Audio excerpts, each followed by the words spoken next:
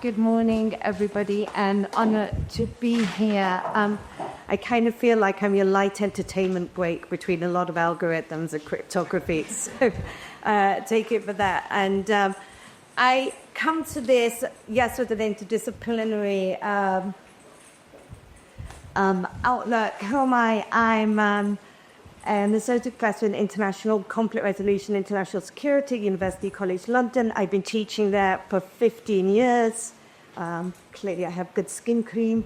And actually, it's really at the intersection. 2016, so I did a lot of work teaching international negotiation, international conflict resolution. But in 2016, for many reasons, I set up my baby that's called From Cyber Warfare to Robots, the Future of Conflict in the Digital Age. It's really hard to say.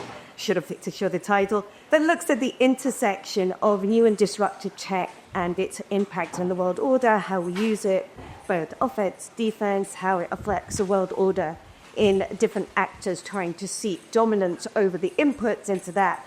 And all sorts of scary stuff. I love the additive manufacturing thing. That's been on my radar screen for a while, of how that can be in there. And the other thing I do is I might call it academic work a lot and work in the policy environment. For a while, I spent time working at the Tony Blair Institute. I do a fair amount of work interacting with the government departments, trying to look at, and this was, again, at the intersection, originally started with looking from my negotiation habits. Tech is increasingly becoming the subject they're building policy on, of looking at that intersection of, are you actually framing policy to answer the question, or to actually solve the problem that you're aiming to solve? Or as often, I mean, I've been to 20 plus cycles of this course in different government departments. The defining question I often ask, do you actually spend time figuring out the problem, or does someone come into it to you with a policy solution and say, tell me what the problem is? And which inevitably gets quite a weary nod from a lot of the young policymakers in the room. So, and I've always had an interest in how I use tech beyond that. So that's a picture of during COVID when I couldn't stand putting my negotiation course in Zoom rooms anymore, that I built a virtual platform to teach negotiation through, to actually give people the experience of being able to move whilst they were, as opposed to be able to have side conversations without me having to put them into Zoom rooms, but also to use it as a testing bed of actually how do we improve our negotiation, our actual confidence in negotiation if we practice virtually. So that's where I come to from thinking about simulated environments, and particularly thinking about how can we use these simulated environments to actually test policy ideas or practice policy ideas before we actually put them in public. And where this comes, because we're policymakers, and this goes down to all perceptions, is most policymakers are coming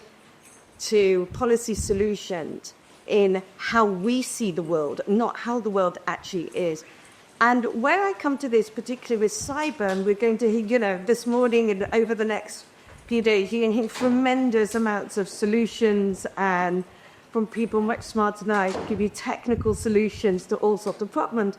But it often comes back to what are the problems that we're finding within the ecosystem is getting people to do the stuff we want them to do, right? Whether that's patch, or whether that on a regular basis, whether that's implement security protocols, whether that's at the business or the board level, advisory of thinking about how do you actually get these messages through. It's super important to us. We're deeply entrenched in, our aspect of what makes the algorithm better, but how do we make that relevant to different policy communities? And we see this in all sorts of ethic communication failures, and not least of which the last couple of weeks in the UK, if you look at what's been happening with the budget, which has been, we may not, but it's been really relevant to us because we now pay a lot more tax, but it happens widely. It was a huge failure between, and what they were doing was absolute insanity from one perspective, where there was having these leaks of information to kind of test what national response would be. and causing the markets, the financial markets were going crazy. People are packing their bags to leave. You've got everybody, because it was, and what came out afterwards was, we're just kind of testing ideas, right? Whole governments can just fall on that. I mean, it's absolutely insane approach. And one of the things that becomes really relevant is thinking about where we use thinking about using digital twins and simulated environments to actually work through some of this messaging before you actually put it out there. What's the wider element of that? And, working on it in various areas. But the one that I have been working on it for a while is also thinking about it, bringing all my hats together. Where does this sit with post-conflict narratives? And it starts from, let's go back to cyber communication problem, but by this theory. So I have in England, as you know, actually from October the 8th was the first protest in the UK, right? It was already planned, that the submissions had gone in, and sort of the very first week we had protests. And what became increasingly clear of being in the heart of this, and this is a clear going back to conflict resolution literature, concept of conflict spoilers, right? There's always an element when you come to and I was thinking about this earlier, because the minute I saw these round of protests, I said, these are fundamentally what we would have called spoiler to the protest. Please God, one day, I was thinking way back then, when there is a ceasefire agreement, this is not going to be accepted by what has become mass movements on campuses and on the streets. And we see this a lot. I mean, this has been a common problem in conflict resolution processes globally. There's always parties at the table that don't accept the ceasefire or peace agreement, that find ways to undermine it and pull it away. And that's why we have intractable recurrent conflict in different places across the world. So what I began thinking of probably very early, in fact crazy early, when I mooted it to some people, they were like, you're trained to have nobody's thinking about this. And I was like, we need to get ahead of this, because I'm an optimist, please God, the day will come when we get to that point, and the messaging needs to be right, or these protests will not go away. And what's happened? The protests haven't gone away. Certainly not in the UK. We've still got weekly protests. I tried to go to my synagogue a couple of weeks ago, and there was a protest outside, ironically, an Aliyah Day, which just sort of, I kind of wonder how that happened. So what did I begin to think about? And did a 12-week project back in July to September 2024. And how it was based on was to try and think about, how do we get ahead of testing what narratives would be acceptable? What narratives would be acceptable, particularly in diffusing these protests? What would they... Because what we knew wasn't going to happen, some Monty Python-esque kind of moment where they all pack up their bags and say, done protesting now, we're going to go home, right? That's not going to happen. So what we wanted to do was begin to do the multi-layer way of approaching it, understand the primary sources underpinning the narratives, then look at what the social psychological dynamics are of those particular narratives, think about how you then look at the pathways for managing it, and then look at overall what are the values of what we would call social digital twins based on multi-agent AI modeling for these psychologically realistic simulated agents, and how can you use that for testing policy and message resonance as a whole.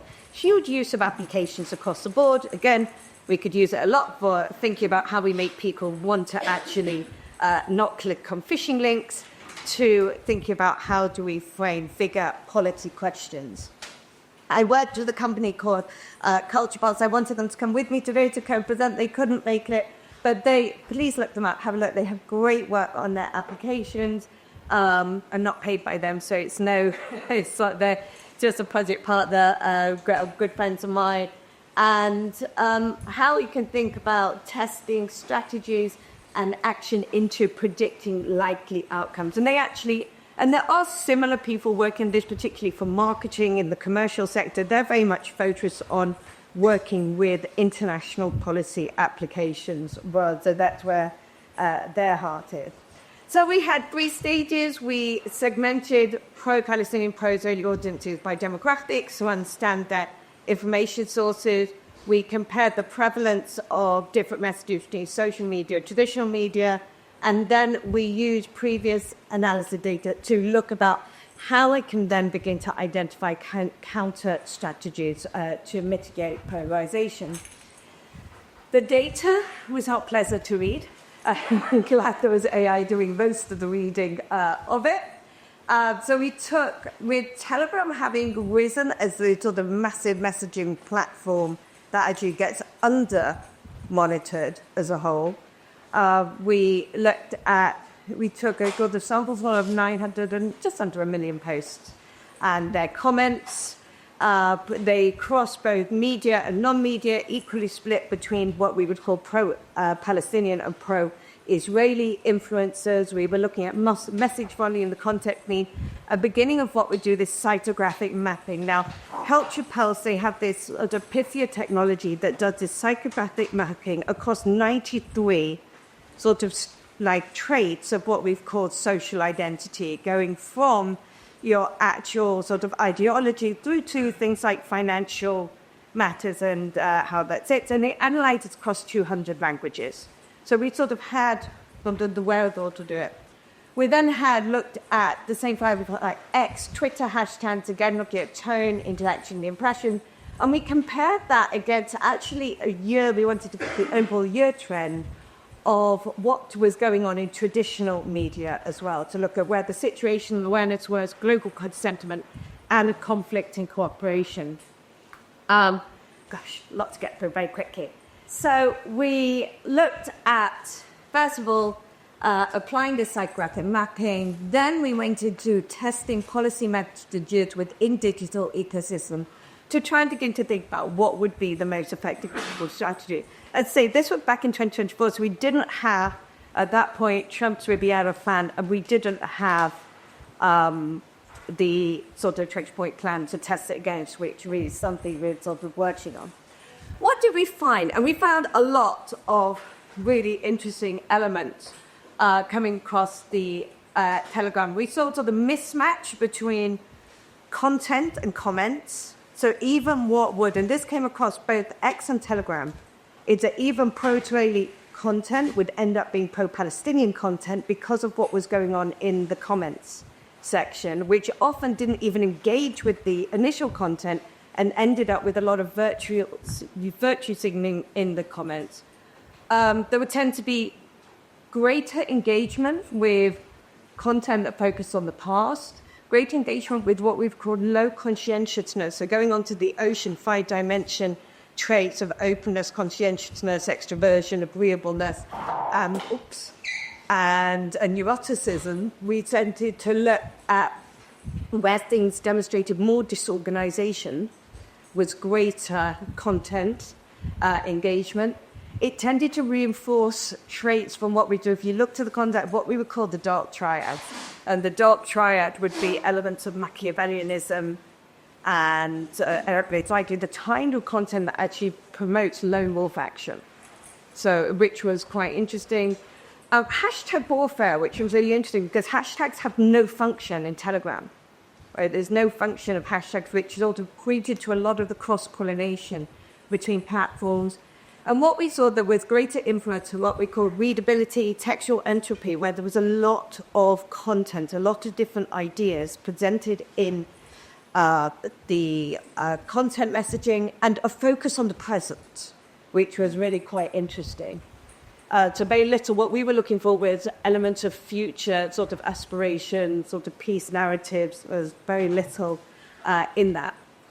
On Twitter X, we saw that there's a very interesting sort of mix of where we saw rises in sort of messages around uncertainty, anxiety, and maliciosity, race, and ethnicity. And what we saw particularly was the messaging, the sort of different ideas of messaging, the text-related topic actually decline over time, but would fluctuate with dramatically, obviously, with kinetic activity. What we did see when we looked at sort of multi-year was actually narratives hit a high in 2020, and the narratives from 2020 were still dominating, which was really interesting. It was across both sides. This was a by-the-by where we started discovering botnets and coming in, and the Iranian botnets coming in at a really interesting time. We could begin to see where the Iranian botnets were beginning to test ideas, and on weird days like Christmas Day and New Year's Day, which was really kind of random. The other thing that was really interesting that we did notice we were beginning to look at where were the sort of mass engagement, and it did correlate with Western university school terms. So where sort of the Christmas holidays, things dropped, and the summer holidays, things dropped. So but that's very telling to look at what the mass action is. Generally, we know strategies for policy narratives coming out of this. We know as a whole, debunking doesn't work. Rebunking has to be carefully done. Threats and misinformation only works if you can create a good alternative story at the same time. Well, what did we do? We started then taking the full of information we got and really trying to think about how can we test message resonance. So we started by going to what we already knew at that point. Again, no Trump 20-point plan at this point. And we took all the results of the psychological messaging we've had, and we tested the Oslo Accords against it. How would the equivalent, the messages, react to the Oslo Accords at that point? And generally, once we tested this, we found that there was, the reaction would be there was too much overemphasis on issues related to fairness and purity, and it should be framed in relation to topics that stress liberty, leisure, moral authority, and social prestige. Let me bear in mind, this is, again, not focused on messaging inside Israel or inside Palestinian community. This is messaging for people on Wall Street campuses or campuses outside, people in the wider community.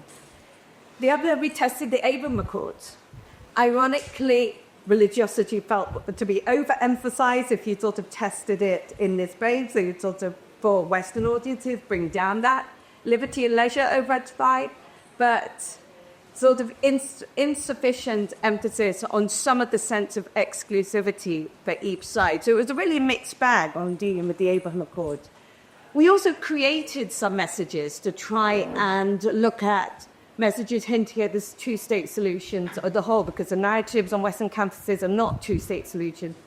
And there was a real challenge with finding content that wasn't too moralizing, and that the focus on social cohesion and community and inclusivity. So it's really thinking about where we'd have to work to get these, what we call intersectional markers, that are working in their wider narratives. What did we say about future applications of the whole? This is what we found was dominant across the messaging.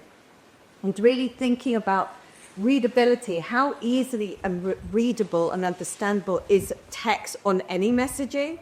Thinking about this information entropy, so what's the variety in information on the text? So it's got to be readable, it's also got to introduce more than one idea. And thinking about how it focuses on the present, ironically, and not as much on future, because that creates a challenge. So happy to answer. That was a lot of information. There's a lot of picture diagrams and more in that. But if anyone wants to give me a shout, I'm always happy to answer more questions, particularly about wider uses of digital twins for testing policy narratives for any of your technical solutions. So thank you very much.